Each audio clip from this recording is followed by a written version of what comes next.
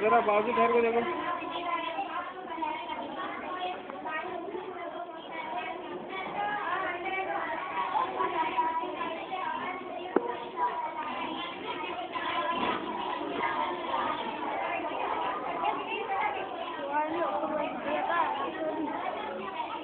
एक मिनट हो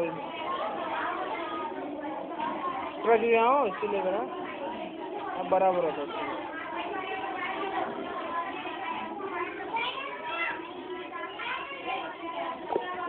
ठीक है ना, इस तरह से लिफ्ट काम करके।